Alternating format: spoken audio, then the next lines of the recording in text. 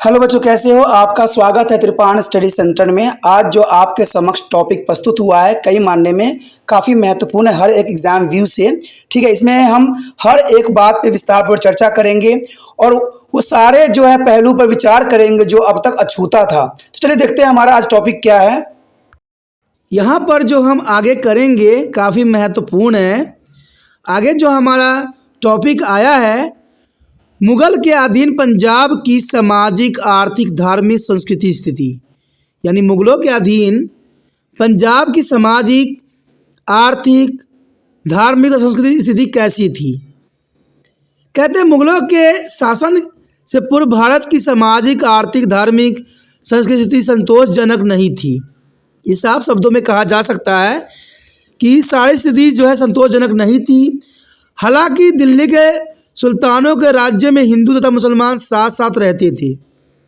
दिल्ली के सुल्तानों के राज्य में हिंदू तथा मुसलमान साथ साथ रहते थे, परंतु सुल्तानों व मुस्लिम नागरिकों के हिंदुओं के प्रति अभिन्न व्यवहार के कारण दोनों एक दूसरे पर कोई सामाजिक प्रभाव छोड़ने में सफल नहीं हुए। दिल्ली के सुल्तान एक तरह से भारत में विदेशी की तरह ही रहे। देखा जाए दिल्ली के सुल्तान एक तरह से भारत में विदेशियों की तरह ही रहे और मुगल के शासनकाल में हिंदू और मुसलमानों के संबंधों में काफ़ी बदलाव आया। मुगल शासकों विशेषकर अकबर ने अपने मैत्री भाव और भाईचारे तथा एकता का संचार किया। उन्होंने हिंदुओं और धार्मिक स्वतंत्रता, बराबरी का दर्जा, सब प्रकार की सुविधाएं और अधिकार प्रदान कर उनका दिल जीत लिया। इस प्रकार पूरे साम्राज्य में मधुर व व्यवस्थित वातावरण होने से जीवन के हर क्षेत्र में संपूर्ण विकास हुआ। यानी देखा जाए तो पूरे इतिहास में अकबर का ही शासनकाल काफ़ी महत्वपूर्ण था। भाईचारे पूर्ण था, मैत्रीपूर्ण थे और मधुर संबंध थे हर क्षेत्र में, चाहे हिंदू हो चाहे मुस्लिम हो। तो अकबर काल के समय बहुत काफ़ी महत्वपूर्ण रहा।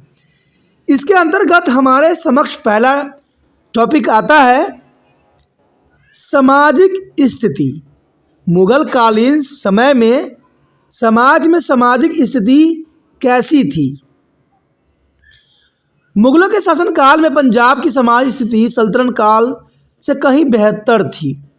सल्तनत काल से कहते काफ़ी बेहतर थी। बाबर की तुगलक ए बाबरी, गुलबंद की हुमायूं नामा और अब्बुल फजल की आइन अकबरी और जहांगीर के तुगलक ए जहांगीरी, मुंशी सियाल राय के खुलासा ए त्वारी तथा अन्य यूरोपीय यात्रियों के लेख मुगल शासन के दौरान भारत की स्थिति पर रोशनी डालते हैं। और भारतीय समाज मुख्य दो भागों में विभाजित थी, एक हिंदू एक मुस्लिम।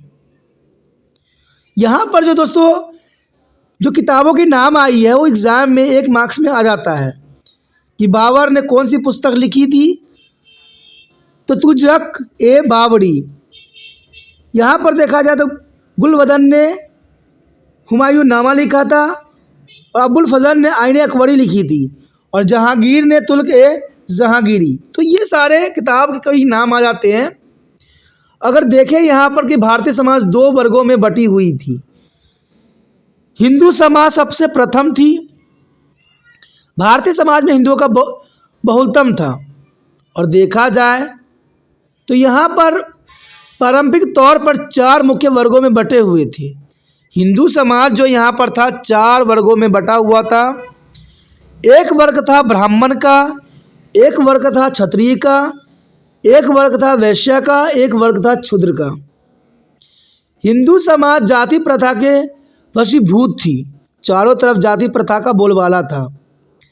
ब्राह्मणों को समाज में उच्चतम स्थान प्राप्त था और क्षत्रियों वैश्यों को भी समाज में उचित स्थान प्राप्त था, लेकिन शूद्रों की दशा बहुत काफ़ी दयनीय थी। उनके साथ बुरा व्यवहार होता था, तो उन्हें घृणा की दृष्टि से देखा जाता था। यदि आगे हम बात करें मुस्लिम समाज की, तो कहते हैं मुस्लिम समाज जो है विदेशों एवं भारतीय मुसलमानों में बटा था। यानी यहाँ मुस्लिम धर्म जो थी, एक मुस्लिम जो थी विदेशी थी और एक जो थी भारतीय थी। विदेशी मुस्लिम जैसे तुर्की, अरबी, अफ़गानी, मालिक, फ़ारसी आदि शासक वर्ग के संबंध रखते थे। इन्हें भारत में महत्वपूर्ण तथा सम्मानीय स्थान प्राप्त था और वह ऊंचे एवं प्रभावशाली पदों पर विराजमान थे। लेकिन भारतीय मुसलमानों को इसके बराबर स्तर पर अधिकार प्राप्त नहीं थे। यानी भारतीय मुसलमान को अधिकार प्राप्त नहीं थे। और देखा जाए तो मुस्लिम निम्न वर्गों में बटे हुए थे। ये काफ़ी महत्वपूर्ण है। मुस्लिम में प्रथम वर्ग जो था उच्च वर्ग का था। इनमें राजा, राजकुमार व कुलीन वर्ग से संबंधित लोग सम्मिलित थे। मुगल भारत में समानतावाद के ढांचे की तस्वीर देखने को मिलती है। यहाँ राजा प्रमुख था तथा उसके पास असीमित अधिकार थे और वह भव्य महलों में रहते थे और शान और शौकत से भरा जीवन व्यतीत करते थे। उसकी सेवा हुक्म बजाने के लिए उसके पास कई कर्मचारी कतार थी। अबुल फजल के अनुसार राजाओं ने जो है विशाल हरेम बनाए हुए थे और राजा को समाज में सबसे ऊंचा स्तर प्राप्त था और राजा की कई रानियां होती थी। रानियां व राजकुमार भी राजशाही जीवन शैली का उपभोग करते थे। तो ये काफ़ी समय उच्च वर्ग में सम्मिलित था। कुलीन वर्ग में वो लोग आते थे जो दूसरे देशों जैसे केंद्रीय एशिया, फारस से आए लोगों के उत्तराधिकारी होते थे। इनमें मनसबदार, जागीरदार, राजपूत, मुखिया आदि सम्मिलित थे और यह समाज का उच्चतम वर्ग बनते थे तथा प्रशासन की उच्च पदवी इन्हें ही प्राप्त होती थी और ये विशेष समाज व अधिकार का आनंद उठाते थे। अधिक धन होने के कारण वह अयास व ऐशो आराम भरा जीवन व्यतीत करते थे तथा शराब, जुए, औरतों पर खूब धन लुटाते थे। राजाओं की जीवन शैली का अनुसरण करते हुए वो बड़े ही महलों में रहते थे तथा दरबारी षड्यंत्रों से व्यस्त रहते थे। इनका अपनी पैतृक विरासत में कोई अधिकार नहीं था और इनकी मृत्यु के पश्चात इनको की ओर से एकत्र धन सरकारी खजाने में जाता था। इसलिए इन्हें पूंजी जमा करने में कोई रुचि नहीं थी क्योंकि उनको विश्वास था कि मरने के पश्चात ये सारा धन जो है सरकारी खजाने में चले जाएंगे। इसलिए पूंजी को जमा करने में इनको कोई रुचि नहीं थी। वो अपने अधिकारों को कायम रखने के लिए राजा को प्रसन्न करने की कोशिश में लगे रहते थे, जिससे राजा की निरंकुशता की सहायता मिली। इससे पैतृक कुलीनता पर रोक लगी, लेकिन कुलीन वर्गों की फजूली खर्चों के बढ़ावा भी मिला, जिससे राज्य की अधिकार स्थिति हानिकारक हो गई। तो ये काफ़ी महत्वपूर्ण है। उसके पश्चात हमारे समक्ष आता है मध्य वर्ग। मध्य वर्ग की बात करें तो इस वर्ग में कारीगर, सौदागर, व्यापारी आदि सम्मिलित थे और ये कस्बों में रहते थे तथा शालीन जीवन शैली का उपयोग करते थे। देखा जाए तो प्रांतिक राज्यपालों द्वारा अपनी दौलत छीन जाने के भय से वो इसे छुपा कर रखा करते थे। मध्य वर्ग के लोग जो होते थे अपनी दौलत छीन जाने के कारण उनको छुपाने की कोशिश सदैव करते रहते थे। उसके पश्चात आता है निम्न वर्ग। समाज के अधिकांश जनसंख्या पर इस वर्ग के सब संबंध रखते थे, जैसे नौकर, भिखारी, किसान तथा दास। उनकी हालत दयनीय थी तथा वो मुश्किलों से गुजारा करते थे, जैसे आज के समय में गरीब लोग होती हैं। अगर हम उस समय की बात करें समाज स्थिति के अंतर्गत भोजन, पोशाक और आभूषण की, तो कहते हैं मुगल काल में पोशाक और एवं खान पान में बहुत परिवर्तन आया।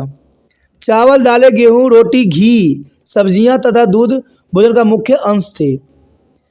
मुस्लिम अधिकतर मांसाहारी होते थे तथा वो भेड़, बकरी, मछली तथा अन्य पशुओं के मांस का सेवन किया करते थे, लेकिन अपने धार्मिक आदेशों के तहत वो सूअर का मांस नहीं खाते थे। कुछ लोग अफीम के आदी भी थे और वो नशे के लिए शराब और तंबाकू का प्रयोग भी करते थे। लोग मेवे के शौकीन थे तथा उन्हें काबुल और कश्मीर से लाया जाता था। अबुल फजा के अनुसार बर्फ़ का प्रयोग भी साल भर होता था। गरीब लोग साधारणतः जो है सरल भोजन जैसे खिचड़ी, चपाती, दाल आदि ही जो है खाते थे। हिंदू व मुस्लिम दोनों वर्गों के कुलीन वर्ग लंबा कोट, कमीज व तंग पातलूने पहनते थे। अपने गले के चारों ओर एक महंगा वस्त्र लपेटते थे। आम मुसलमान लोग जो है कुर्ता पैजामा तथा हिंदू धोती कुर्ती, पगड़ी व शाल पहनते थे। औरतों को महंगे व चमकीले वस्त्र पहनने का शौक था। हिंदू औरतें धोती व अंगिल पहनती थी और मुस्लिम औरतें घाघरा पहनती थी। केवल अमीर लोग ही जूते या चप्पल खरीद पाते थे उस समय। आदमी में औरत दोनों को ही आभूषण का उस समय बहुत ही शौक था और ये चांदी, सोने व हीरे जड़ित आभूषण धारण करते थे, जैसे बालियां, अंगूठी, गले के हार, कमरबंद आदि। हर वर्ग में लोग अपने सामर्थ्य के अनुसार जेवर पहनते थे। इवन देखे पारिवारिक जीवन तो कहते हैं मुगल शासन में पंजाब में बाकी प्रांतों की तरह संयुक्त परिवार प्रणाली प्रचलित थी और घर का सबसे बड़ा सदस्य परिवार का मुखिया होता था, जो परिवार की देखभाल करता था और अन्य सदस्य उसकी इज्जत करते थे। वह उसके आदेश अनुसार कार्य भी करते थे, जो कि काफ़ी महत्वपूर्ण था। इवन देखें तो काफ़ी महत्वपूर्ण है निवास स्थल। देखा जाए तो निवास स्थल कहते हैं कुलीन वर्ग के लोग तथा उच्च पदों पर नियुक्त कर्मचारी भव्य और सुंदर घरों में रहते थे। उनके घर पत्थरों से निर्मित होते थे और दीवारें सुंदर चित्रों से सुसज्जित होती थी। मध्य वर्ग के लोग सामान्य घरों में रहते थे जो ईंट और लकड़ी से बने होते थे। गांवों में लोग मिट्टी, भूसे, लकड़ी, कच्चे ईंटों से बने घरों में रहते थे और इन घरों में हवा और रोशनी की योग्य व्यवस्था नहीं थी। आगे देखें मेले व त्यौहार तो कहते हैं मेले व त्यौहार पंजाब की सामाजिक संस्कृति जीवन का मुख्य भाग थे और दोनों पुरुष व स्त्री अपने सामर्थ्य के अनुसार अलंकृत वस्त्र तथा आभूषण पहनते थे। वह पूरे उत्साह से इनमें भाग लेते थे। वह खुशियां मनाते थे। कुछ प्रमुख मेले जैसे अचल मेला जो बटाला के पास लगता है तथा बैसाखी मेला जो उस समय काफ़ी प्रसिद्ध थे। सबसे मुख्य हिंदू त्यौहार बसंत पंचमी, दिवाली, जन्माष्टमी, दशहरा और शिवरात्रि, होली और लोहड़ी और रक्षाबंधन काफ़ी प्रमुख थे। देखा जाए तो मुसलमानों के मुख्य त्यौहार थे ईद उल फितर, ईद उल जुहा, मुहर्रम तथा नवरोज। कहते वार्षिक मक्का यात्रा मुसलमानों के लिए महत्वपूर्ण थी और यह सब उस सब पंजाब में बहुत जोश व उत्साह से मनाए जाते थे। उसके पश्चात हमारे समक्ष आता है मनोरंजन के साधन, जो कि काफ़ी महत्वपूर्ण है। देखा जाए तो मेले तथा त्योहारों में संगीत, गायन तथा नृत्य पंजाब के लोगों के लिए मनोरंजन के मुख्य स्रोत थे। कहते मरासी और भाट लोग का गीतों द्वारा मनोरंजन करते थे। तंबूरा और बांसुरी, चिमटा, ढोल लोगों के गीतों में इस्तेमाल होने वाले सामान्य संगीत यंत्र थे, जिनकी ताल पर लोग खुशी से नाचते और गाते थे। अन्य लोकप्रिय नृत्य गिद्दी, भांगड़ा, टिकड़ी, लुड्डू तथा नाटी, इन नृत्यों के लोगों को काफ़ी आनंद प्राप्त होती थी। इवन देखें हम तो लोगों को अन्य प्रकार के खेलों में भी काफ़ी रुचि थी। गुल्ली डंडा लड़कों के द्वारा खेले जाने वाला प्रमुख खेल था। गुल्ली डंडा जो था लड़कों द्वारा खेले जाने वाले मुख्य गेम था और कबड्डी भी कई विभिन्न शैलियों में खेली जाती थी, जैसे होशियारपुर, सिलाकोट तथा अम्बाला शैली। और शतरंज तथा चौसर भी प्रचलित थी उस समय। लड़कियों की गुड़ियों के खेल, गुड्डे पटोले में बहुत आनंद प्राप्त होता था। इसके अलावा मनोरंजन के प्रमुख साधन थे कुश्ती, रस्सी खींचना, मुर्गों की लड़ाई, शिकार, कबूतर उड़ाना और बैलों की लड़ाई आदि काफ़ी महत्वपूर्ण उस समय जो था मनोरंजन के साधन हुआ करते थे। उसके पश्चात आता है समाज में स्त्री का स्थान। कहते मुगल काल में स्त्रियों की स्थिति संतोषजनक नहीं थी। दोनों हिंदू और मुसलमान स्त्रियों का स्तर पुरुषों के मुकाबले कमतर था। औरतों को कई तरह से अपमानित किया जाता था तथा उन पर रोक टोक थी। बाल विवाह, सती प्रथा, छुआछूत, पर्दा प्रथा, अंधविश्वास तथा अम्बटर युक्त रीति रिवाज समाज में काफ़ी प्रचलित थे, जिन्होंने औरतों की हालत को और बदतर बना दिया था। बहु विवाह तथा तलाक मुसलमानों में आम थे और राजाओं तथा कुलीन वर्गों के लोगों के लिए औरत मात्र मनोरंजन के एक साधन थी और उनकी कई पत्नियां भी थी तथा वो हरमों में कई दासियां भी रखते थे। तो यहाँ पर देखा जाए तो समाज में स्त्रियों का स्थान बहुत ही दयनीय थी। इवन कि देखें हम तो हिंदू तथा मुसलमानों के बीच मैत्रीपूर्ण संबंध, कहते मुगल विशेषकर अकबर ने हिंदू और मुसलमानों के बीच एकता का भाव को बढ़ावा दिया। उनके बीच मैत्रीपूर्ण संबंध स्थापित कर पंजाब में मधुर और शांतिमय वातावरण पैदा हुआ और इन दोनों समुदाय के बीच युद्ध भावना खत्म हुई तथा वो एक दूसरे के करीब आए। लेकिन उसके बाद अकबर के बाद जो स्थिति बिगड़ी उसका कहना भी संभव नहीं है। यानी देखा जाए तो अकबर के बाद बहुत ही दयनीय स्थिति में कहते हिंदू और मुसलमान के जो है मित्रतापूर्ण संबंध आ गए। मुगलों के अधीन आर्थिक जीवन, पंजाब में मुगलों के अधीन आर्थिक जीवन क्या था? कहते हैं अगर आर्थिक जीवन की तरफ हम ध्यान दें तो सर्वप्रथम कृषि आता है। कहते हैं कृषि जो होती है बहुत काफ़ी महत्वपूर्ण है और भारत कृषि प्रधान देश माना जाता है। और इससे भी महत्वपूर्ण बात ये रहती है कि कृषि के लिए पंजाब का जो क्षेत्र है काफ़ी अनुकूल है और यहाँ हर तरह की कृषि उपज बहुत ही आसानी से हो जाता है। तो देखा जाए तो पंजाब की आर्थिक रूप में बहुत समृद्धि माना जाता है। तो देखा जाए सर्वप्रथम हमारे समक्ष आया है कृषि। कहते युद्ध की नीति की दृष्टि से पंजाब मुगलों के लिए एक महत्वपूर्ण प्रांत था। युद्ध की नीति से देखा जाए तो पंजाब जो था बहुत ही महत्वपूर्ण प्रांत था और यह भारत के सबसे उपजाऊ और संपन्न राज्यों में से एक था, क्योंकि सबसे अधिक उपजाऊ राज्यों में पंजाब का नाम जो है प्रथम आता है। यहाँ लोगों का मुख्य व्यवसाय कृषि ही था। मुख्य कृषि उत्पाद गेहूँ, चावल, जौ, मक्का, बाजरा, गन्ना, दालें, कपास आदि सम्मिलित थी, जो कि पंजाब के क्षेत्रों में बखूबी की जाती थी। साल में 2 बार कटाई की जाती थी। कहते अकबर महान ने राजा टोडरमल की सहायता से भू राजस्व प्रणाली में बदलाव कर किसानों की स्थिति में सुधार किया था। अकबर की ये काफ़ी महत्वपूर्ण नीति थी कि किसानों की स्थिति में इसने बहुत सुधार किया था। उसने भूमि की व्यवस्था के लिए पंजाब में जब्ती प्रणाली चलाई थी और इसके अनुसार भूमि के बांस के टुकड़ों से मापा जाता था और कृषि को भूमि के 4 वर्गों में बांट दिया गया था। सबसे पहला जो होती थी पोलज होती थी, दूसरा होता था परोती होती थी, उसके बाद चच्चर होता था और बंजर होती थी। इसमें से पोलज जो होती थी काफ़ी महत्वपूर्ण थी। एवं देखा जाए तो पोलज एवं परोती भूमि में उत्पादन का 1/3 हिस्सा कर के रूप में दी जाती थी, 1/3 के रूप में, और चज्जर और बंजर भूमि के लिए भू कर कम था।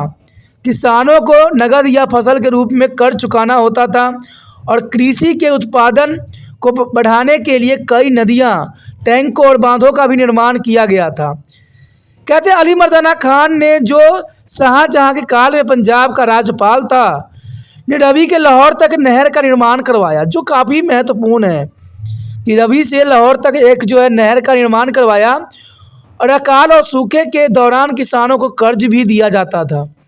ये काफ़ी महत्वपूर्ण था कि अकाल के समय किसानों को जो है कर्ज देने का भी प्रावधान उस समय सुनिश्चित था।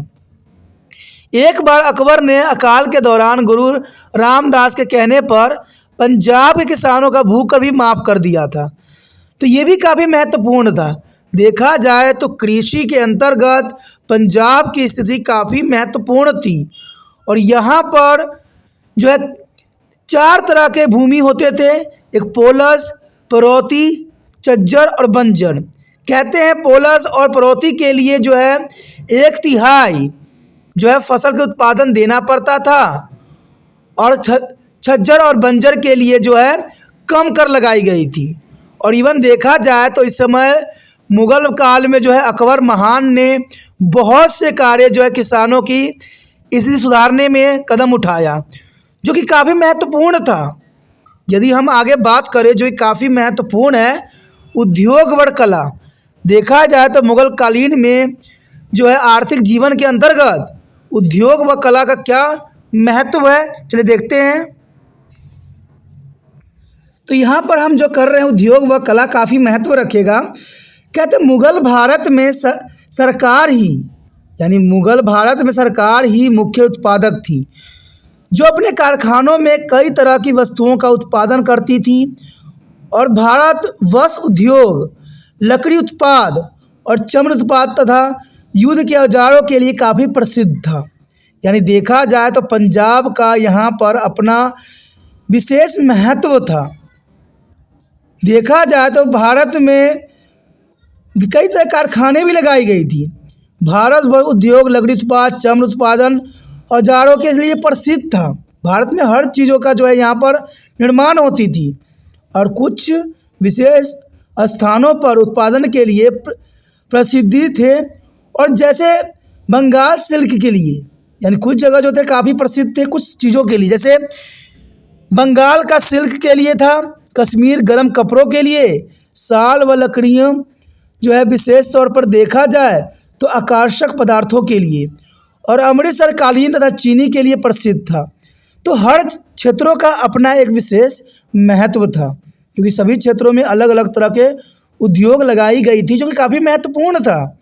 इवन देखे जाए तो लाहौर पंजाब का प्रमुख व्यापारिक और औद्योगिक केंद्र था, जहां बेहतरीन किस्म के कालीन व सालें मिलती थी। और इसके अलावा लाहौर में ऊनी, सूती व सिल्क उद्योग भी थे। तो देखा जाए तो उद्योग व कला जो है आर्थिक तौर पर काफ़ी समृद्ध थे, और ये काफ़ी महत्वपूर्ण रखता है बात यहाँ पर। लाहौर के अलावा पंजाब के मुख्य औद्योगिक केंद्र सिलाकोट, सुल्तानपुर तथा होशियारपुर जिले का जो है बिजवाड़ा थे। ये काफ़ी महत्वपूर्ण केंद्र थे, चाहे वो सिलाकोट हो, सुल्तानपुर हो या होशियारपुर हो। कहते हैं सिख गुरुओं ने पंजाब के बहुत से शहरों की नींव रखी, जैसे करतारपुर, किरतपुर, आनंदपुर, तरनतारन तथा अमृतसर। ये सारे क्षेत्र जो थे सिख गुरुओं की ने पंजाब में जो है इन शहरों की नींव रखी, जो आगे चल के काफ़ी प्रसिद्ध और काफ़ी महत्वपूर्ण रही। और ये सारे क्षेत्र जो थे उद्योग कला के लिए काफ़ी महत्वपूर्ण थे। और देखा जाए तो उसके बाद धार्मिक केंद्र भी ये बने। आने वाला समय में देखा जाए तो ये धार्मिक केंद्र हैं, और इनसे भी पंजाब में आर्थिक संपन्नता का प्रसार हुआ। यानी देखा जाए तो यहाँ से काफ़ी जो है इसको प्रसार हमें देखने को मिला। उसके पश्चात हमारे समक्ष आता है व्यापार व वर्जनीय, काफ़ी महत्वपूर्ण है। कहते हैं मुगल काल में आंतरिक तथा बाहरी व्यापार दोनों ही उत्पन्न उन्नति की राह पर थी। यानी मुगल काल में देखा जाए तो आंतरिक और बाहरी व्यापार दोनों ही उत्तम कोटि की थी, उन्नति पे थी। भारत के दूसरे देश विशेषकर एशियाई और यूरोप देशों ने जो वर्जित संबंध जरूर थे। और देखा जाए तो व्यापार थल और जल दोनों मार्ग से होते थे। व्यापार जो होते थे थल मार्ग यानी धरती से और जल मार्ग के दोनों के थ्रू होते थे। और लाहौर और सुल्तान महत्वपूर्ण व्यापारिक केंद्र के रूप में उभर के सामने आए। लाहौर व काबुल तथा जो है मुल्तान व कश्मीर के मध्य नियमित रूप से व्यापार होता ही रहता था। अब्दुल फजल के अनुसार केवल लाहौर में ही एक व्यापार के अधिक शाल बनाने के कारखाने थे। यानी देखा जाए अगर हम अबुल फजल के देखें तो उसने साफ शब्दों में कहा था कि लाहौर में 1000 से अधिक शाल बनाने कारखाने हैं। 1000 से अधिक मान्य रखते हैं कि यहाँ पर 1000 से अधिक जो है शाल बनाने के कारखाने हैं।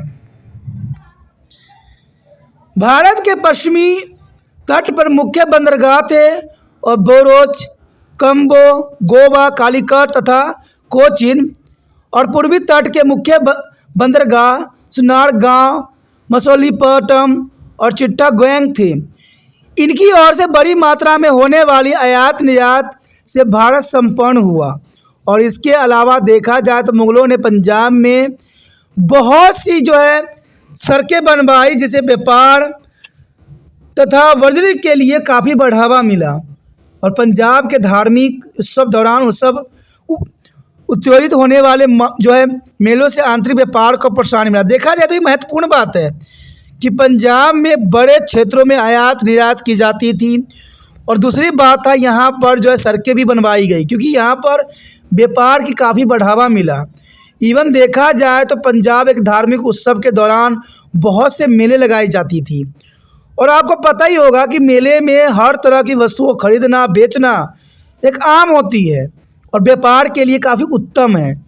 अब देखिए अभी के समय अगर हम बात करें तो भारत में देखिए कई तरह के त्यौहार मनाए जाते हैं और भारत में जो दूसरे देश के जो लोग होते हैं भारत पर जो है निगाहें टिका रखे हैं कि यहाँ पर त्यौहार होगा तो उनकी दिवाली मनाई उन्हें उनको दिवाली मनेगी, क्योंकि जितने भी सामान होते हैं वो भारत में ही खपत करते हैं।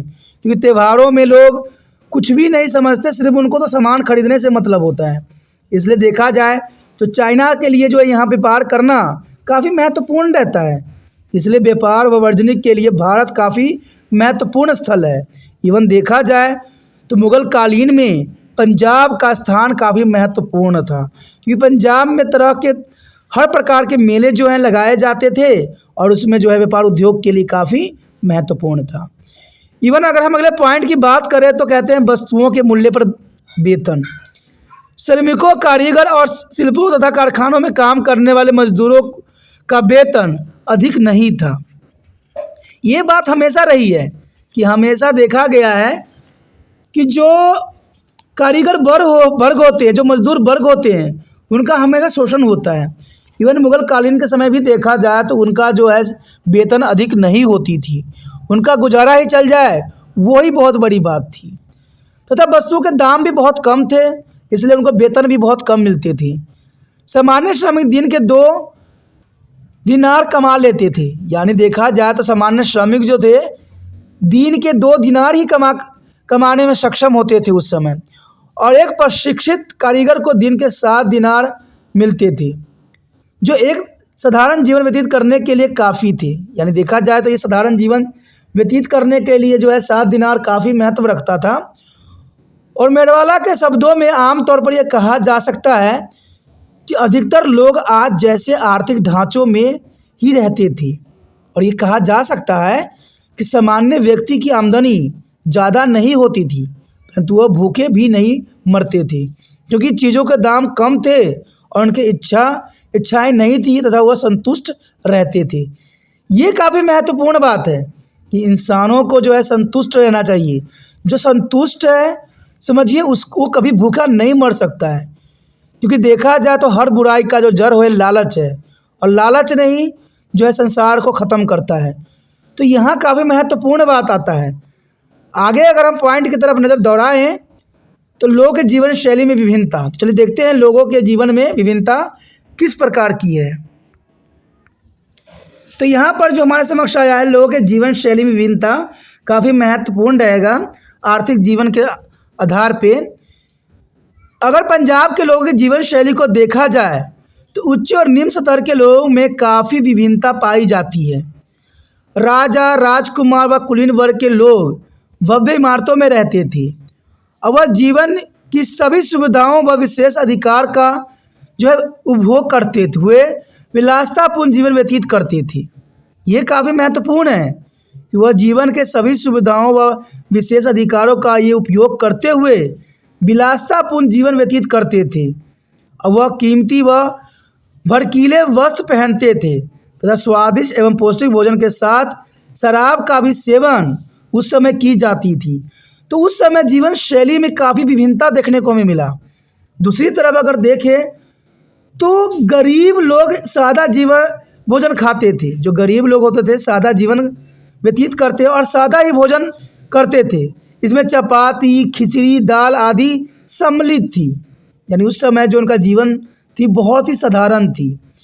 वह सादे सूती वस्त्र पहनते थे तथा मिट्टी, भूसे एवं कच्चे ईंटों से बने घरों में ही अपना जीवन यापन करते थे। और ये काफ़ी महत्वपूर्ण है कि उनका मुख्य व्यवसाय कृषि होने के कारण जो है सूखे व अकाल के समय उन्हें बहुत ही कठिनाइयों का सामना करना पड़ता था।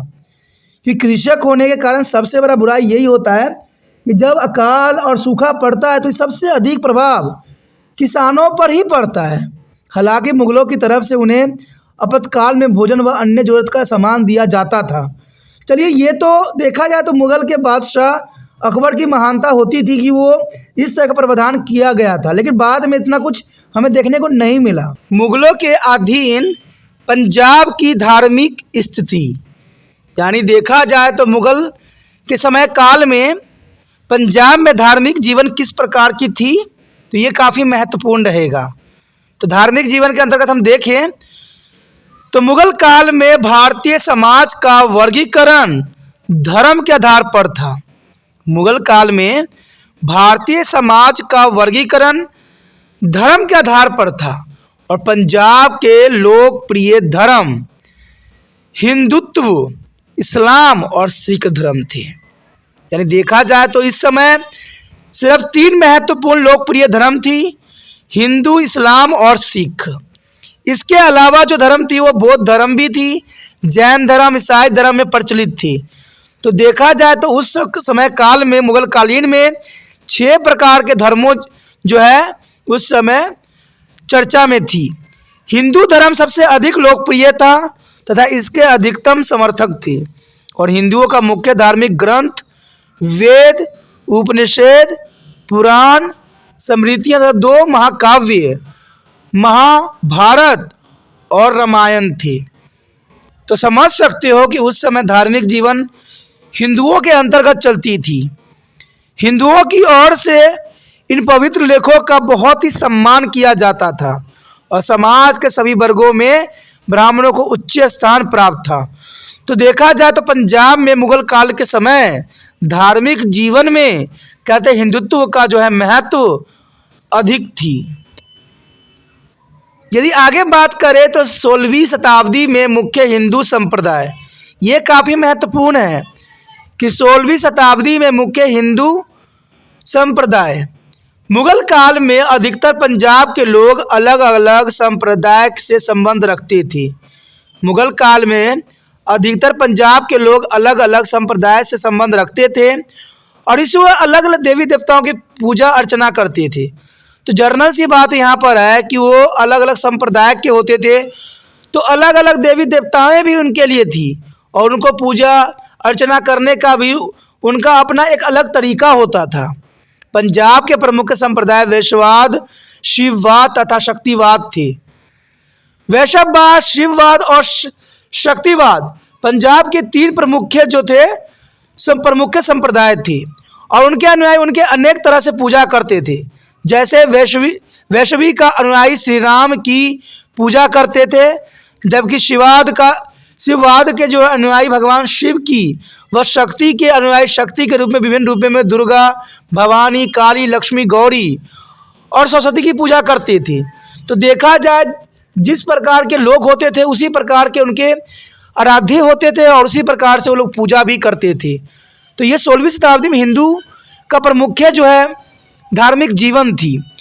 हिंदुओं तथा मुसलमानों के बीच गुगा संप्रदाय भी लोकप्रिय उस समय हो गई थी। गुर्गा सांपों के देवता थे और हिंदू उन्हें गुगा बी तथा मुस्लिम उन्हें गुगा पीर कहते थे। यानी देखा जाए वो लोग एक ही देवता को अलग अलग नामों से जो है जानते थे और उनका जो है प्रार्थना करते थे। योगी संप्रदाय हिंदुओं का एक अन्य संप्रदाय था जिसके स्थापक गुरु गोरखनाथ थे तथा उनका मुख्य केंद्र टीला बालानाथ था। इसके अनुयायी भिक्षा मांगते थे। बाबा श्रीचंद जो गुरु नानक देव के बड़े पुत्र थे ने उदासी संप्रदाय की नींव रखी और इनके समर्थन जो है सम्मान्य में विश्वास रखते थे, यानी संन्यास में विश्वास रखते थे। आगे चल के देखा जाए तो गुरु नानक देव जी के बड़े पुत्र बाबा श्रीचंद्र ने बहुत ही तरह से जो है लोगों को जो है संन्यास बनाने की प्रयत्न किया। तो ये तो चलिए कहते हैं धर्म है, कोई भी कुछ किसी भी धर्म को अपना सकता है, प्रचार कर सकता है। इंसान की अपनी इच्छा होती है कि वो किस धर्म को अपनाए और किस धर्म में जाए। हिंदू पीपल के वृक्ष पर तुलसी के पौधों को पवित्र मानते थे तथा उनकी पूजा भी करते थे। दोनों हिंदू तथा मुस्लिम संतों के दरगाहों पर जाकर उन्हें आदर भी देते थे। तो देखा जाए यहाँ धार्मिक स्थिति काफ़ी महत्वपूर्ण है 16वीं शताब्दी में हिंदुओं का।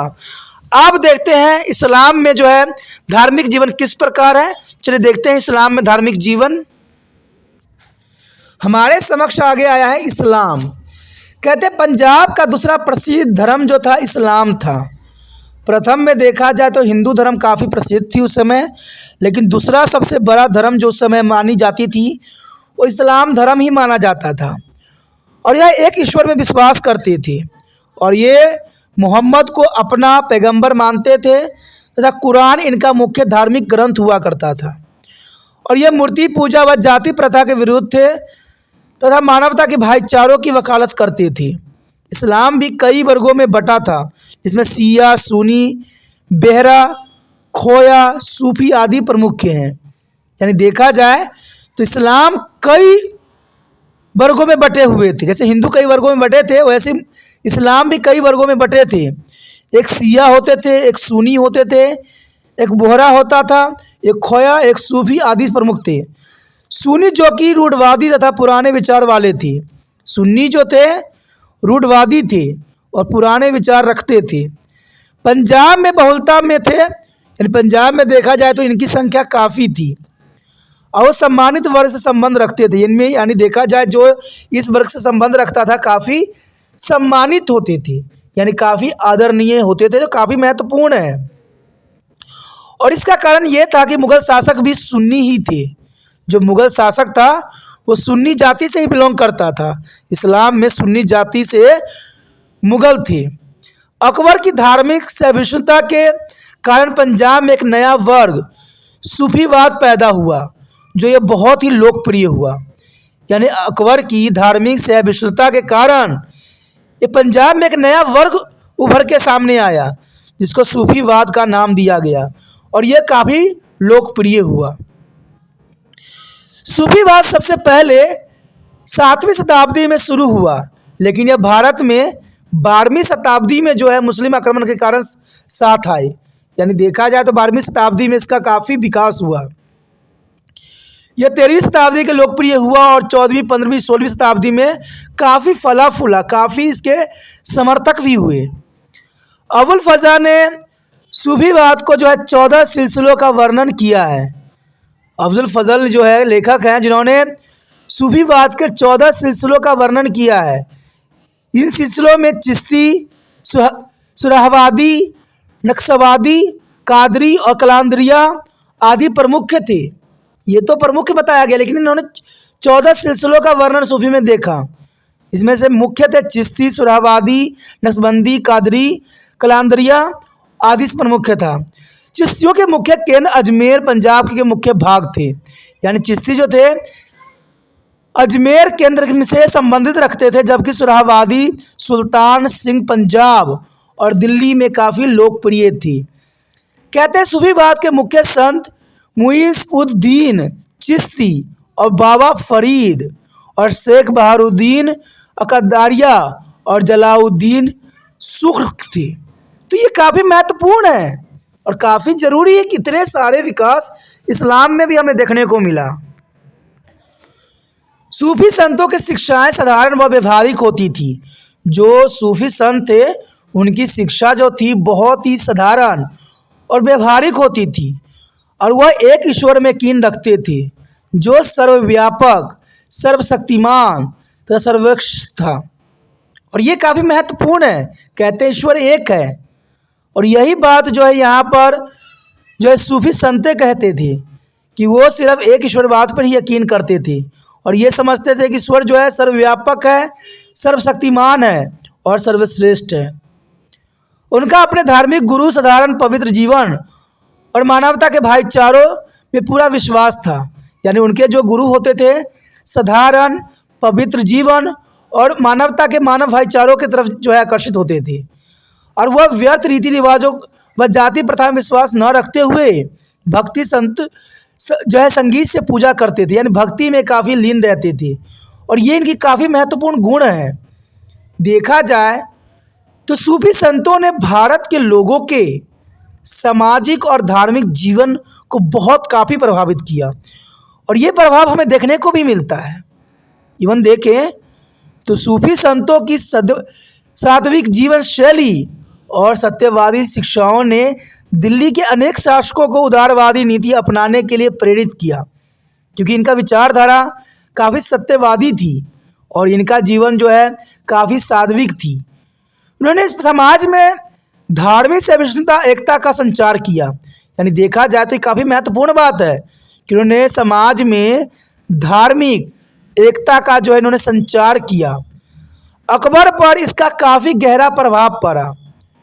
अकबर भी देखा जाए तो बहुत ही गुरुओं के प्रति आदर सम्मान रखता था, और ये सब प्रभाव जो है आप सूफी संतों का ही था, जिसे वह सब धर्मों का आदर करने लगा।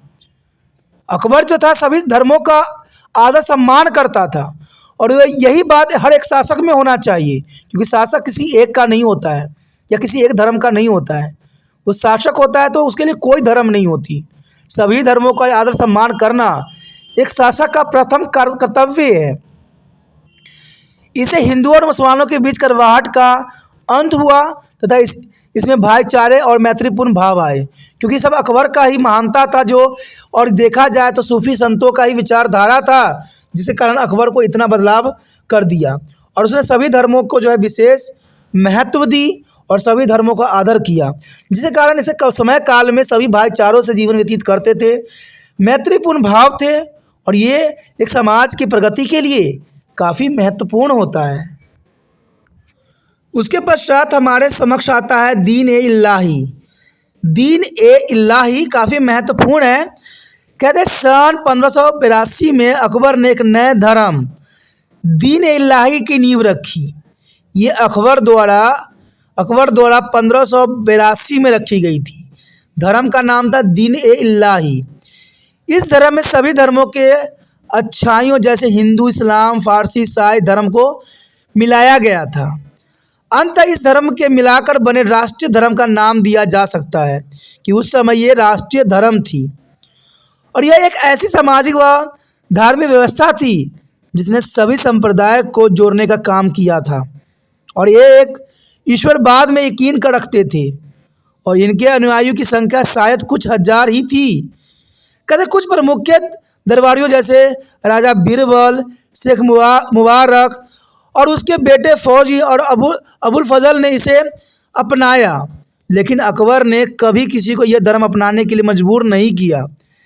कहते दीन इल्लाही सभी धर्मों को मिला के बनाई गई थी, और इसमें किसी तरह का जोर ज़बरदस्ती नहीं था, और अकबर ने ऐसा कभी भी नहीं किया। यह खेद की बात है कि अकबर का यह नया धर्म जो उच्च आदर्शों से उत्पन्न हुआ था, उसकी मृत्यु के साथ ही लुप्त हो गया, क्योंकि उसके आगे नहीं बढ़ पाया। दीन इल्लाही ने देश के राजनीति पर गहरा प्रभाव जरूर छोड़ा, और इससे मुगल शासकों की मनोवृत्ति में काफ़ी बदलाव आया। अकबर ने देश के वफादार और काबिल लोगों का सम्मान भी किया तथा लोगों में राष्ट्रीय भावना का संचार भी किया। इसे उलेमा की शक्ति में कमी आई, यानी देखा जाए दीन इल्लाही अकबर के द्वारा जो बनाई गई धर्म थी, अकबर के साथ ही नष्ट हो गई, लेकिन इसमें एक नया गौरव भी समाज में व्याप्त करवाई। आगे हमारे समक्ष है सिख धर्म। चलिए देखते हैं सिख धर्म में क्या विशेषता है। देखा जाए तो सिख धर्म इस समय काफ़ी महत्वपूर्ण थी, काफ़ी उत्तम थी, क्योंकि तीनों धर्म काफ़ी महत्व रखता था। कहते हैं मुगल काल में सबसे प्रसिद्ध व प्रभावशाली धर्म सिख धर्म था, जिसमें मुगलों के साथ ही पंजाब में प्रवेश किया था, यानी मुगलों के साथ ही पंजाब में जो है सिख धर्म प्रवेश किया था। गुरु नानक के चुंबकीय व्यक्तित्व से यह पंजाब में बहुत लोकप्रिय हुआ तथा एक चमत्कार की तरह इसे बहुत ही सारे लोगों को जो है अपनी तरफ आकर्षित किया।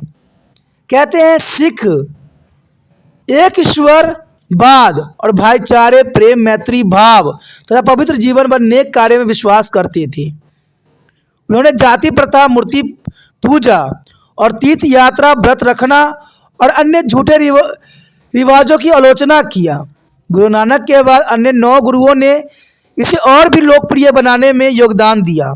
विशेषकर देखा जाए तो गुरु अर्जन देव, गुरु हरगोबिंद, गुरु तेग बहादुर तथा गुरु गोविंद सिंह ने जो है इस धर्म को आगे जो है प्रकाष्ठा को बढ़ाया और काफ़ी महत्वपूर्ण जो है इस धर्म को बना दिया। अकबर के शासनकाल तक मुस्लिम व सिख गुरुओं के संबंध मैत्रीपूर्ण थे, और ये काफ़ी महत्वपूर्ण है, क्योंकि आगे के चैप्टर में हम इन्हीं बातों की तरफ जो है अध्ययन करेंगे कि देखा जाए तो अकबर के शासनकाल तक जो है मुसलमानों व सिखों गुरुओं के संबंध मैत्रीपूर्ण थे, लेकिन जहांगीर के राजा बनते ये संबंध काफ़ी बिगड़ गए, और जहांगीर के काल में गुरु अर्जन देव जी को तथा औरंगजेब के काल में गुरु तेग बहादुर, गुरु गोविंद सिंह तथा उनके 4 पुत्रों को शहीद होना पड़ा।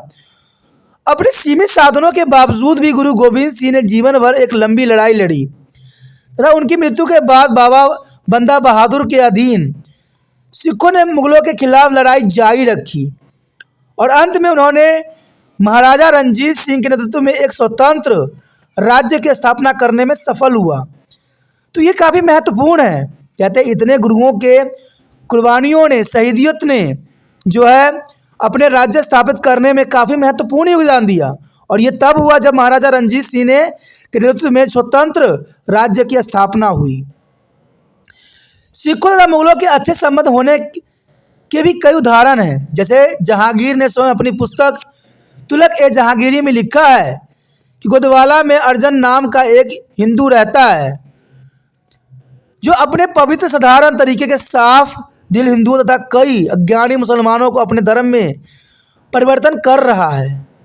मियाँ मीर नामक एक मुस्लिम संत ने ग्वालियर के किले से गुरु हरगोविंद को आज़ाद करवा लिया था और इसी तरह सन जो है 1688 ईस्वी में सन बधू शाह ने अपने 500 अनुयायियों के सहित गुरु गोविंद सिंह की पहाड़ी राजाओं के विरुद्ध लड़ाई में मदद भी की। तो देखा जाए यहाँ पर सिख धर्म और मुगलों में जहाँ अकबर के समय अच्छे संबंध थे, वहीं पर देखा जाए तो जहांगीर के समय काल से लेकर औरंगजेब तक ये संबंध बिगड़ते ही चले गए और अंत में देखा जाए तो महाराजा रणजीत सिंह ने एक स्वतंत्र राज्य की स्थापना करके जो है सिख धर्म को और भी उत्तम बना दिया। तो ये काफ़ी महत्वपूर्ण है एग्जाम व्यू से। मुगलों के अधीन जो है पंजाब में संस्कृति जीवन किस प्रकार की थी, ये काफ़ी महत्वपूर्ण है कि मुगल जब पंजाब में राज कर रहे थे तो उस समय पंजाब में संस्कृति का क्या स्थान था। और सर्वप्रथम हम जो बात कर रहे हैं शिक्षण प्रणाली। कहते हैं किसी भी समय काल में शिक्षा का अपना एक महत्वपूर्ण स्थान है और शिक्षा ही व्यक्तियों को उच्चम कोटि को बनाता है। इवन देखा जाए तो हर देश तभी फलता फूलता है जब उस देश में शिक्षा का स्तर उच्च होता है। मुगल शासकों को सीखने व पढ़ने का बहुत ही शौक था, इसलिए उन्होंने शिक्षा के विकास पर बहुत जोर दिया। शिक्षा का कोई सरकारी व्यवस्था नहीं थी बल्कि यह व्यक्तिगत प्रयासों से ही संभव था। राजा कुलीन वर्ग या उच्च वर्ग के लोग शिक्षा संस्थाओं को संरक्षण प्रदान करते थे और ये जरूरी भी था। कहते हैं शिक्षा उत्तम होती है और शिक्षाओं से जो है अंधकार दूर की जा सकती है। आज हमारे देश में प्रेजेंट समय में शिक्षा का जो है गिरता हुआ प्रभाव लोगों में अनपढ़ता के जो है संचार कर रहा है और लोग अनजान बन के जो है गलत कार्य करते चले जा रहे हैं और देश को जो है खाई में धकेलते जा रहे हैं। कहते हैं शिक्षा का निम्न स्तर ही है जिस कारण ऐसा हो रहा है। नहीं तो आप ही समझिए, हमने बचपन से बात पढ़ी है कि लालच बुरी बला है। लालच जो देता है वो अच्छा आपका प्रतिनिधि नहीं होगा। लेकिन आज देखिए हर क्षेत्र में जहाँ भी आज मंत्री लोग जाते हैं वहाँ पर लालच की एक नया पटियारा खोलते हैं और लोग बहुत ही जल्दी आकर्षित हो जाते हैं। तो इससे हम क्या कहें, शिक्षा का गिरा हुआ स्तर, क्योंकि शिक्षा तो हमें ये बताती है, हमने बचपन से ये पढ़ा है कि लालच बुरी बला है। कहते हैं जो लालच करता है वो मुसीबत खुद दावत देता है। तो इसका मतलब हम लोग लालच अभी समय में कर रहे हैं, मंत्री लोगों के दिए हुए लालच में हम आ जाते हैं। तो इसका मतलब हम अपने लिए खुद ही एक खाई खोदते हैं और इस खाई में हम स्वयं गिरते हैं। तो इसका मतलब हुआ कि अभी के समय हम आधुनिक युग में तो हैं, लेकिन जो लालच है वो हमारे जीवन से निकला नहीं है। और लालच ऐसा चीज़ है जो देश देश को खा जाता है। आपको पता ही होगा कि अंग्रेज ने हमारे देश पे जो है राज्य कैसे किया।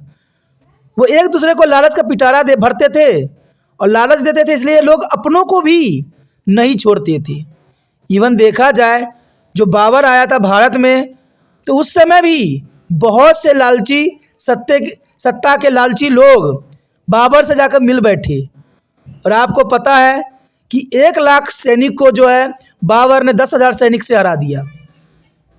इवन ये भी देखा जाए, सिकंदर के टाइम भी देखा जाए तो सिकंदर को जो पोरस ने बहुत आसानी से इसलिए हरा दिया क्योंकि हमारे देश के जो है गद्दार अम्बी जो कि जाके अलेक्जेंडर से मिल गया, जिसके कारण हमारा देश फिर से जो है गुलाम बनते बनते रह गया। क्योंकि बेशकली जो है अलेक्जेंडर की मृत्यु हो गई 33 वर्ष के आयु में, लेकिन फिर भी वो जो यहाँ पर कारनामा कर रहा था और करने वाला था, वो देश को एक नया साम्राज्य की तरफ बढ़ा रहा था। तो देखा जाए सब शिक्षाओं के कारण होता है। कहते हैं हर काल में शिक्षा का स्तर ऊंचा होना चाहिए, लालच से परे होना चाहिए और सभी गुरुओं को जो है इस पर उत्तम शिक्षा देने का प्रावधान होना चाहिए, क्योंकि शिक्षा ही है जो बुराइयों को जो है दूर कर सकता है अपने उज्जवल रोशनी से। और ये संस्थाएं परोपकारी लोगों के लिए लोक कल्याण संस्थाओं द्वारा चलाए जाते थे। अगर उस समय देखें हम मुगल कालीन में तो बड़े बड़े संस्थाएं खोली गई थी शिक्षा के लिए, जहाँ पर उच्च कोटि की शिक्षा दी जाए। और देखा जाए तो मुगल के जो व्यक्ति सब थे वो भी शिक्षा के बहुत शौकीन थे। इवन देखें तो हिंदुओं ने मंदिरों में पाठशाला तथा उच्च शिक्षा के जो है विद्यापीठ भी खोले थे। उस समय के लोग बहुत समझदार थे कि मंदिरों में भी वो पाठशाले का जो है व्यवस्था करते थे, पीठशाले खोलते थे। हालांकि सरकार विद्वानों की संरक्षण तथा उच्च शिक्षा के लिए सहायता भी देती थी, लेकिन तब भी परोपकार लोग इन संस्थाओं को चलाने के लिए दान भी दिया करते थे। उस समय देखा जाए तो हिंदी व संस्कृत शिक्षा पर काफ़ी जोर दिया जाता था और मंदिरों के पुजारी ही शिक्षकों का कार्य करते थे। तो उस समय देखा जाए तो शिक्षक का जो कार्य करते थे वो पुजारी लोग किया करते थे। इवन देखें तो मुसलमानों को जो है मकताबों तथा मदरसों में शिक्षा प्रदान की जाती थी और आज आधुनिक युग में भी जो मुस्लिम धर्म के जो बच्चे हैं वो मदरसे में ही शिक्षा ग्रहण करते हैं। मकताबों में मस्जिदों में चलाया जाता था तथा जहाँ फारसी व अरबी भी सिखाई जाती थी। मस्जिदों के मौलवी शिक्षक का कार्य करते थे और उच्च शिक्षा के संस्था या कॉलेज सरकार अमीर सरदारों की सहायता से चलाए जाते थे। जो अमीर होते थे वो बड़े बड़े संस्थाओं को जो है चलाया करते थे। इवन देखें तो मुगल काल में ज़्यादा जोर जो है धार्मिक शिक्षा और दर्शन शास्त्र पर दी जाती थी। मुगल काल में ज़्यादा शिक्षा जो थी धार्मिक शिक्षा और दर्शन शास्त्र में दिया जाता था। और उस समय 4 वेद, 18 पुराण और 6 दर्शन और अंकगणित और ज्योतिष शास्त्र, इतिहास, धर्मशास्त्र आदि पढ़ाए जाते थे। तो मुगल काल में देखा जाए तो ये कुछ विषय जो थे काफ़ी प्रसिद्धि थी, यानी 4 वेद, 8 पुराण, 6 दर्शन, अंकगणित, ज्योतिष शास्त्र, इतिहास, धर्मशास्त्र आदि पढ़ाए जाते थे। मकतबों तथा मदरसों में शिक्षा का माध्यम फारसी तथा अरबी तथा जबकि हिंदू पाठशालाओं में हिंदी व संस्कृति पर जोर दी जाती थी। देखा जाए जैसा धर्म वैसा शिक्षा देने का यहाँ पर प्रावधान सुनिश्चित किया गया था।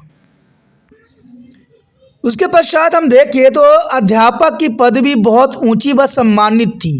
कहते हैं अध्यापक का पद हमेशा ऊंची और सम्मानित ही होना चाहिए और कहते हैं अध्यापक को भी अपना उच्च पद का जो है गरिमा कभी भी जो धुंधली नहीं करना चाहिए। अध्यापक यानी गुरु, और गुरु जो है सर्वश्रेष्ठ होता है क्योंकि वो किसी भी बच्चों को एक नया रास्ता पर दिलाता है, एक नई तरक्की के राह दिलाता है। तो गुरु को उच्च कोटि का होना चाहिए, उच्च चरित्र होना चाहिए, चाहे वो उस समय का हो या अभी के समय हो। ये काफ़ी महत्वपूर्ण है कि अध्यापक की पदवी उच्च व सम्मानित थी और शिक्षा के विकास में उनकी केंद्र भूमिका थी, क्योंकि जैसे वो शिष्यों को सिखाएंगे, शिष्य उसी प्रकार के गुण जो है अनुसरण करेंगे। इसलिए शिक्षा का जो स्तर जो है अध्यापक पे ही सुनिश्चित होता है। इसलिए अध्यापक को इस बात का हमेशा ध्यान रखना चाहिए कि उनकी उच्च कोटि का ज्ञान होना चाहिए, उनका उच्च चरित्र होना चाहिए एवं जो शिक्षा दे रहे हैं इसलिए सदैव सही माहौल, सही उपयुक्त समय का प्रतीक्षा करना चाहिए। कहते बहुत विशाल पैमानों पर शिक्षा प्रदान करने की कोई व्यवस्था उस समय नहीं थी। बहुत विशाल पैमानों पर शिक्षा प्रदान करने की व्यवस्था उस समय नहीं थी, इसलिए जनसाधारण की शिक्षा के लिए प्रयत्न बहुत कम थे। यानी देखा जाए तो उस समय शिक्षा का बहुत कम केंद्र थे, इसलिए लोग प्रयास भी नहीं करते थे। मुगल काल के दौरान शिक्षा के मुख्य केंद्र जो थे सिलाकोट, लाहौर, मुल्तान, जालंधर, सुल्तानपुर थे। यानी मुगल काल के दौरान ये काफ़ी महत्वपूर्ण केंद्र थे। स्त्री शिक्षा को कोई महत्व उसमें नहीं दिया जाता था। स्त्रियों को शिक्षा उस समय बिल्कुल ही नहीं दी जाती थी।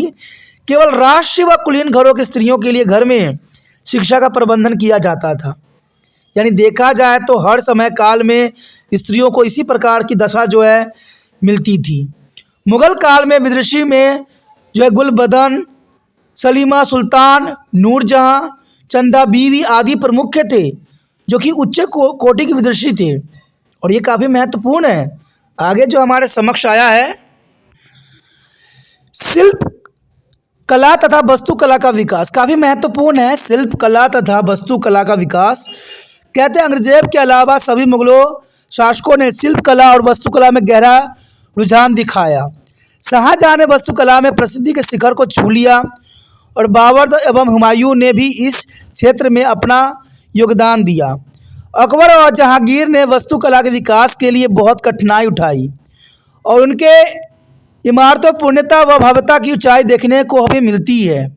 इसलिए मुगल काल को वास्तुकला का स्वर्ण युग भी कहा जा सकता है, क्योंकि देखा जाए तो मुगल काल में बहुत से इमारतें, भवनों का निर्माण हुआ, जो कि इस काल को स्वर्ण युग कहा जाना कोई गलत नहीं होगा। कहते बाबर जो मुगल साम्राज्य का स्थापक था, भारतीय वास्तुकला से बहुत ही मोहित हुआ। बाबर जो मुगल साम्राज्य का स्थापक था, भारतीय वास्तुकला से काफ़ी मोहित हुआ और उसके काल में पानीपत का काबुल बाग देखने योग्य था। और हुमायूं ने हिसार में एक मस्जिद का निर्माण भी करवाया, जो कि काफ़ी महत्वपूर्ण था।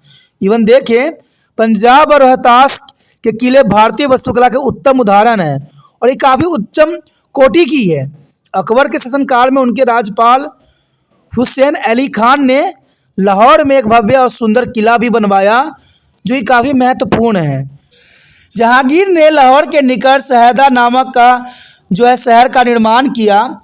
उसने मोती मस्जिद का भी निर्माण कराया और उसकी बेगम नूरजहां ने शहदरा में जहांगीर के मकबरे का निर्माण करवाया। शाहजहां के मकबरे का निर्माण करवाया और जालंधर जिले में नूर महल नामक सराय का भी निर्माण करवाया। जहांगीर को सुंदर व विशाल बाग बनवाने में बहुत ही आनंद प्राप्त होता है, क्योंकि वह प्राकृतिक प्रेमी था। जहांगीर को सुंदर तथा विशाल बाग बनवाने में बहुत ही आनंद प्राप्त होता था, क्योंकि वह प्राकृतिक प्रेमी था। और उसने लाहौर के निकट शहदरा में दिलकुश बाग और कश्मीर में बेरीनाग बाग का निर्माण करवाया, जो कि काफ़ी उच्चम कोटि की थी और काफ़ी महत्वपूर्ण भी था। शाहजहां ने लाहौर में कई इमारतों का निर्माण करवाया, जैसे जहांगीर का मकबरा, बाजिर खान मस्जिद और अली मर्दाना खान नूरजहां का मकबरा। तो शाहजहां के देखा जाए तो कई इमारतों का निर्माण कराया। उसने लाहौर के किलों में शीश महल का भी निर्माण करवाया था। उसे भी बाग बनवाने का काफ़ी शौक था तथा उसने लाहौर में सिलीमार बाग, कश्मीर में शांत और चश्माशाही बाग और कलंका में पिंजौर बाग का निर्माण करवाया। तो ये काफ़ी महत्वपूर्ण है। कहते पिंजौर बाग जो है काफ़ी महत्वपूर्ण है और ये सब जो है काफ़ी महत्व भी रखता है। देखा जाए आगे चल के, औरंगजेब ने बादशाही मस्जिद लाहौर का निर्माण करवाया। तो देखा जाए यहाँ पर हर एक राजा ने काफ़ी महत्वपूर्ण योगदान दिया और प्राकृतिक प्रेम का भी उदाहरण दिया और सबने जो है बहुत ही महत्वपूर्ण यहाँ पर निर्माण करवाया।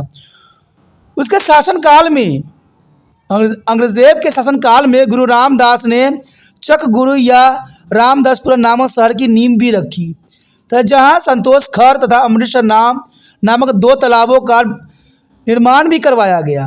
कहते मियाँ मीर नामक सूफी संत ने हरि मंदिर साहिब की नींव भी रखी। गुरु हरगोबिंद ने लोहगढ़ का किला तथा गुरु गोबिंद सिंह ने आनंदपुर साहिब का शहर का निर्माण करवाया। तो देखा जाए तो यहाँ पर गुरुओं ने भी काफ़ी महत्वपूर्ण योगदान दिया और इनकी जो योगदान थी उच्च कोटि की थी। उसके पश्चात हमारे समक्ष आता है साहित्य का विकास।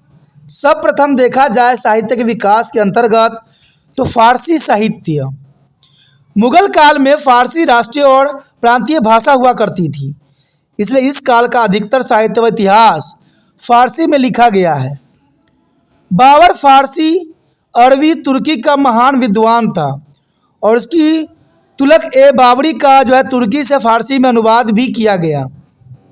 देखा जाए यहाँ पर तो बाबर फारसी, अरबी और तुर्की का महान विद्वान था और उसकी जो है तुजिक ए बाबरी का जो है तुर्की से फारसी में अनुवाद भी किया गया।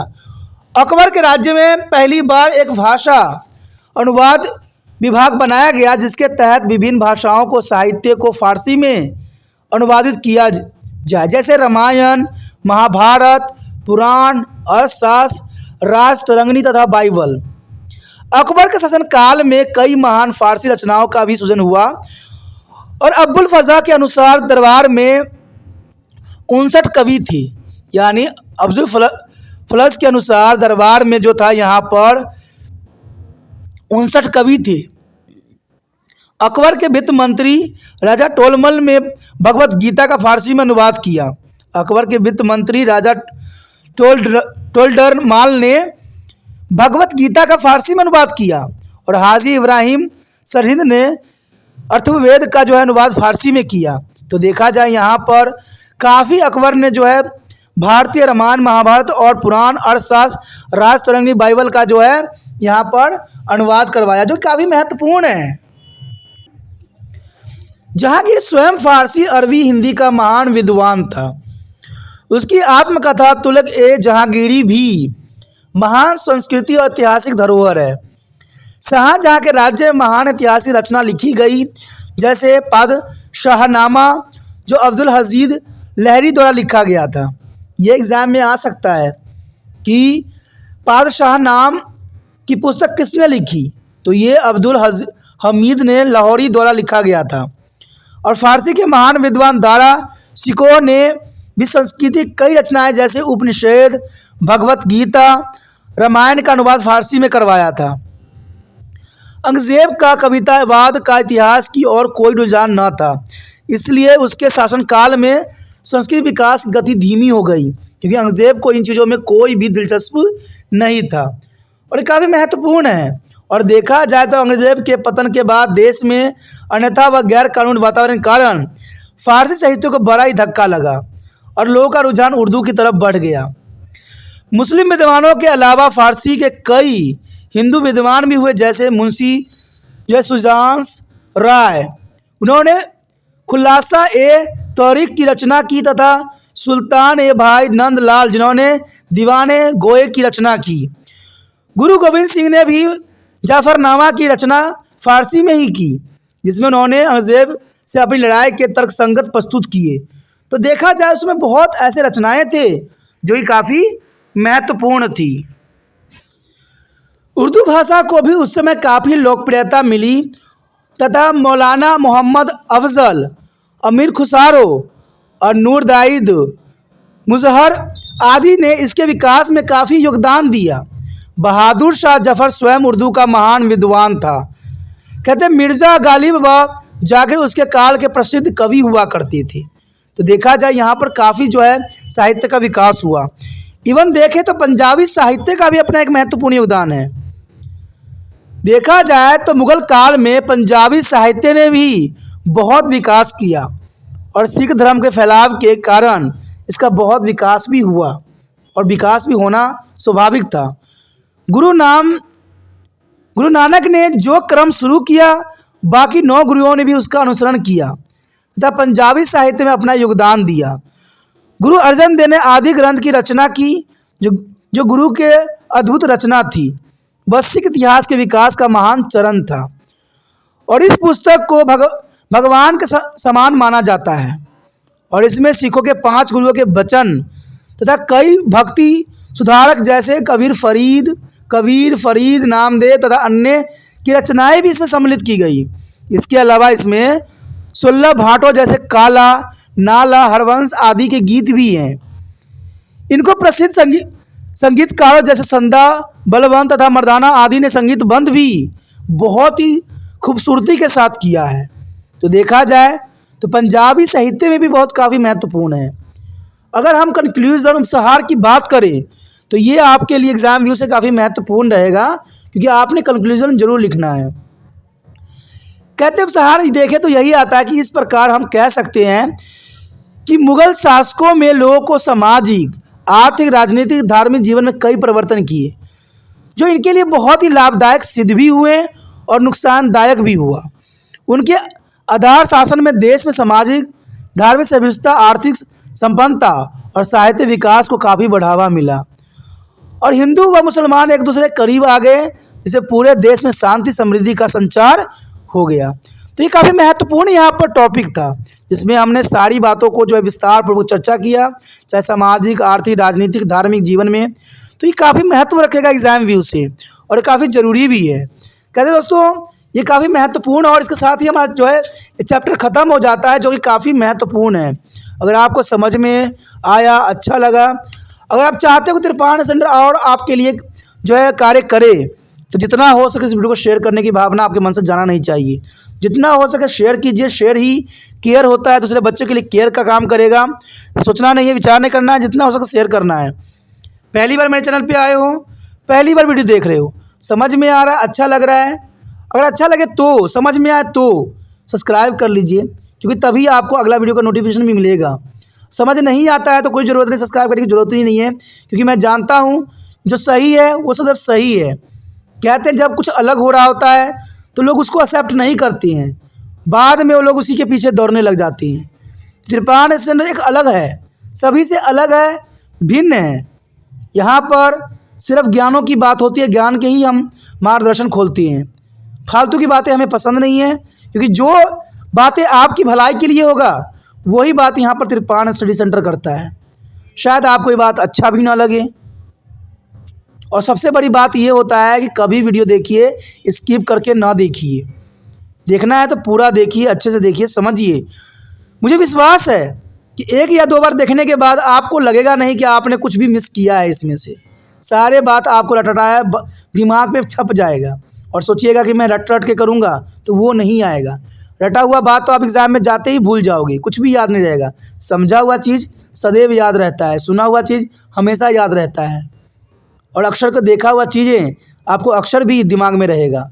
तभी तो तिरपान सेंटर हमेशा अक्षर को आपके समक्ष प्रस्तुत करता है, और ये काफ़ी महत्वपूर्ण है। अच्छा लगता है तो सब्सक्राइब करके अपने मोबाइल में सेव कीजिए, तभी जो है आने वाला समय में आपको सभी नोटिफिकेशन मिलता रहेगा। और आपको पता ही है कि तिरपान सेंटर 8th से लेकर MA तक के बच्चों के लिए काफ़ी महत्वपूर्ण है। तो सोचिए नहीं, विचार ना कीजिए, चलो सब्सक्राइब करके अपने मोबाइल में सेव कीजिए।